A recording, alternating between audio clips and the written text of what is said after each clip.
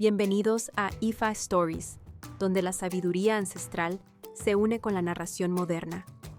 Adéntrate en el mundo sagrado de Ifa, el sistema espiritual yoruba, donde cada historia encierra el poder de la adivinación, el destino y un profundo conocimiento cultural.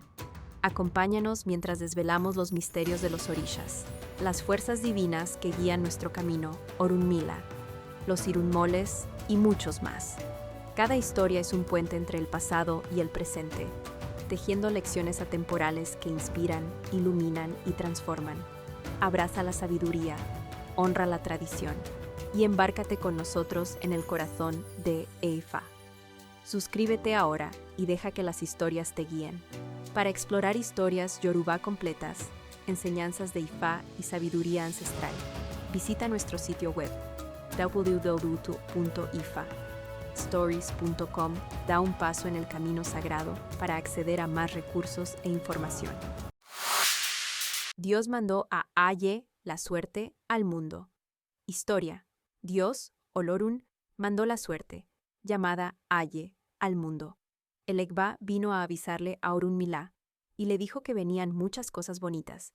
Orunmila se paró a mirar y desde luego quería coger lo más bonito, brillantes y piedras preciosas. Entonces el Egba le dijo a Orunmila: «No cojas lo más bonito, sino lo más feo». Orunmila le respondió a el Egba: «Me has arruinado». Entonces Orunmila agarró lo más feo que venía, la hija de Olodumare, quien la había mandado al mundo para repartir la suerte.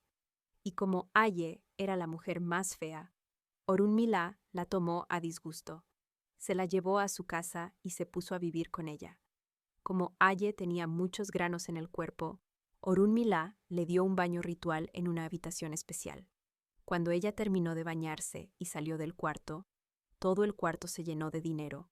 Como toda la riqueza se quedó en casa de Orunmila, que en realidad era Aye, su comitiva de criados regresó donde estaba Dios.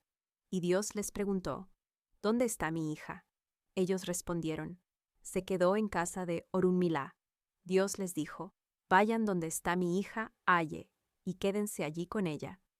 Así fue como Orunmila se hizo rico en este Odu, riqueza obtenida por la sabiduría y la elección espiritual correcta. Nota: ten paciencia, que una mujer se acerca a tu vida y te traerá suerte.